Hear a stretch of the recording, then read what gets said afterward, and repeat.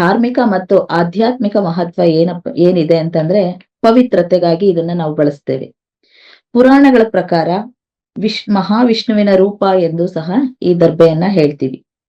ಹೇಗೆ ಅಂದ್ರೆ ಮಹಾವಿಷ್ಣುವು ವರಾಹಾವತಾರವನ್ನ ತಾಳಿದಂತಹ ಸಂದರ್ಭದಲ್ಲಿ ಒಮ್ಮೆ ಮೈ ಕೊಡವಿದಾಗ ಮಹಾವಿಷ್ಣುವಿನ ರೋಮ ನೆಲದ ಮೇಲೆ ಬಿದ್ದು ದರ್ಬೆ ಆಯ್ತು ಅಂತ ಹೇಳಿ ಪುರಾಣಗಳಲ್ಲಿ ಹೇಳ್ತಾರೆ.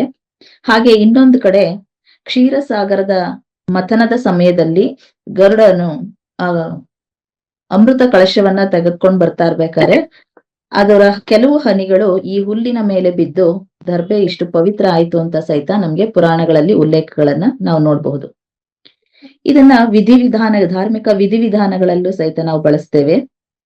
ದೇವತಾರ್ಚನೆ, ಹೋಮ, ಹವನ, ಪಿತೃ ಕಾರ್ಯಗಳು ಹಾಗೆ ಸಂಧ್ಯಾ ವಂದನೆಯಲ್ಲಿ ನಾವು ದರ್ಬೆಯನ್ನ ಅತ್ಯಗತ್ಯವಾಗಿ ಬಳಸ್ತೇವೆ. ಅದಕ್ಕಾಗಿ ಇದನ್ನ ಪವಿತ್ರ ಅಂತ ಹೆಸರಿನಿಂದನೂ ಸಹಿತ ಇದನ್ನ ಉಂಗುರದ ಬೆರಳಿಗೆ ಧರಿಸಲಾಗುತ್ತೆ. ಉಂಗುರದ ರೀತಿಯಲ್ಲಿ ಧರಿಸಿ ನಾವು ಈ ಒಂದು ದೇವತಾ ಕಾರ್ಯಗಳಲ್ಲಿ ಹಾಗೆ ಪಿತೃ ಕಾರ್ಯಗಳಲ್ಲಿ ನಾವು ಪಾಲ್ಗೊಳ್ತೀವಿ. ಹಾಗೆ ಧ್ಯಾನ ಮಾಡುವಾಗ ಮತ್ತೆ ಜಪ ಮಾಡುವಾಗ ದರ್ಬೆಯ ಆಸನದ ಮೇಲೆ ಕುಳಿತುಕೊಂಡು ನಾವು ಜಪ ಮಾಡಿದಾಗ ಅಥವಾ ಧ್ಯಾನ ಮಾಡಿದಾಗ ಮನಸ್ಸಿನ ಏಕಾಗ್ರತೆಗೆ ಮತ್ತೆ ಸಹಕಾರಿಯಾಗತ್ತೆ ಅಂತಾನೂ ಹೇಳ್ತಾರೆ. ಹಾಗೆ ಸಕಾರಾತ್ಮಕ ಶಕ್ತಿಯ ಸಂಕಲನಕ್ಕೆ ಇದು ಸಹಕಾರಿ ಅಂತಾನೂ ಸಹಿತ ನಂಬಲಾಗುತ್ತೆ.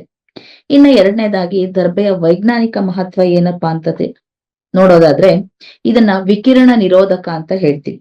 ದರ್ಬೆಯು ನೈಸರ್ಗಿಕವಾಗಿ ಎಲೆಕ್ಟ್ರೋಮ್ಯಾಗ್ನೆಟಿಕ್ ವಿಕಿರಣಗಳನ್ನ ಹೀರಿಕೊಳ್ಳುವಂತಹ ಸಾಮರ್ಥ್ಯವನ್ನ ಹೊಂದಿದೆ.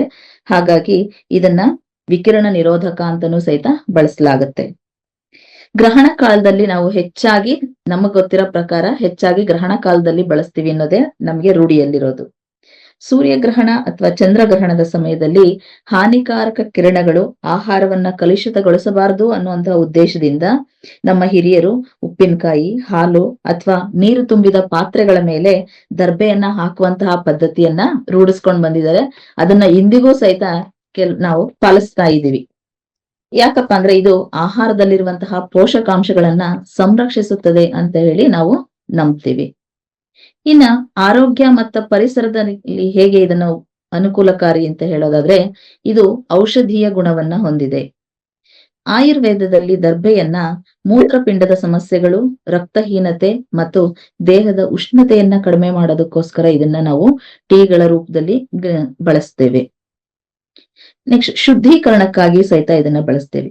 ಇದು ಪರಿಸರದಲ್ಲಿರುವಂತಹ ನಕಾರಾತ್ಮಕ ಶಕ್ತಿಯನ್ನ ಹೊರಹಾಕಿ ವಾತಾವರಣವನ್ನ ಶುದ್ಧವಾಗಿರಿಸೋದಕ್ಕೆ ಸಹಾಯ ಮಾಡುತ್ತೆ.